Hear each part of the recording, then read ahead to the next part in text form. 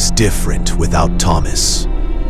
It no longer felt like walls and roof, but like a coffin, waiting to be sealed. Silence pressed in on every corner, broken only by the occasional cough of Gabriel's mother or the restless pacing of his father. Even the fire seemed afraid to burn too brightly, its embers hissing low as if they too dreaded being noticed. The fog outside remained.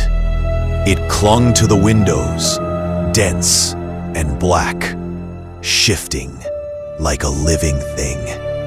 The villagers had always said such fog was the breath of God's judgment, carrying the plague in its folds. Looking out through the warped glass, Gabriel believed it. Inside the house, the sickness was everywhere. His mother's lips were cracked and pale, her hands trembling as she held her rosary. His father coughed blood into rags he thought no one noticed. Even Gabriel's own body betrayed him. He felt the hard lumps rising along his neck, swelling and tender to the touch. Buboes, the telltale mark of the plague. He had seen what came next. First fever, then delirium.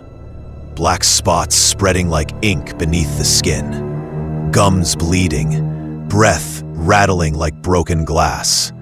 The sick rarely lasted longer than a week. Most did not last even 3 days. Their house had become both tomb and waiting room, the air heavy with the knowledge that none of them might live to see the fog lift. And yet, Gabriel could not give in, not when Thomas was still gone.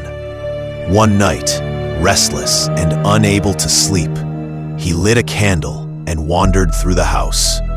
The cellar door drew him again, as though the carved message, "Don't trust the quiet," still whispered even in the dark.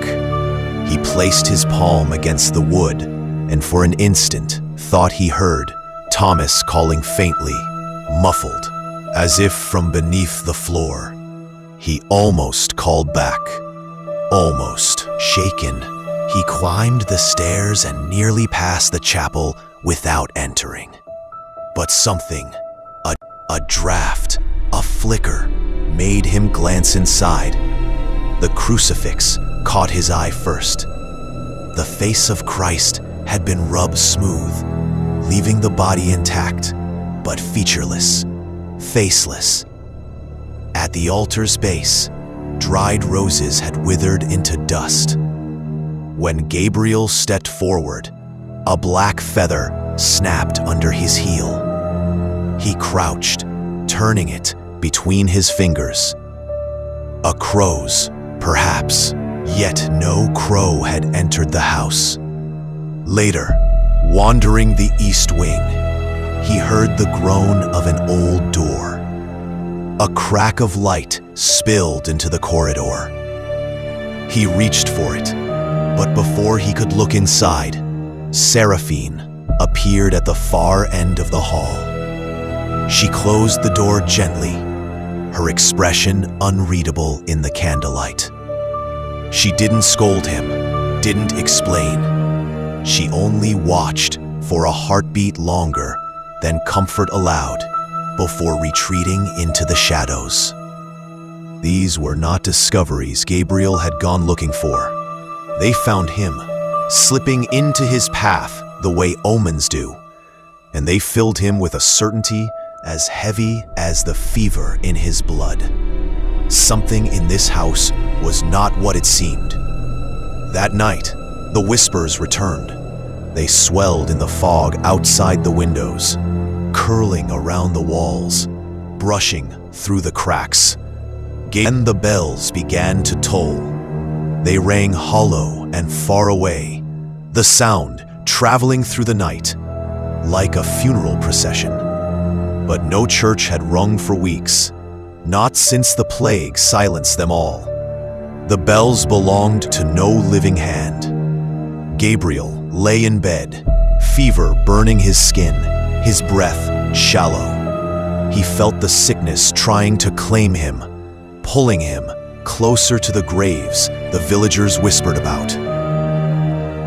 But the thought of Thomas, his laughter, his courage, his sudden absence, struck sharper than the illness.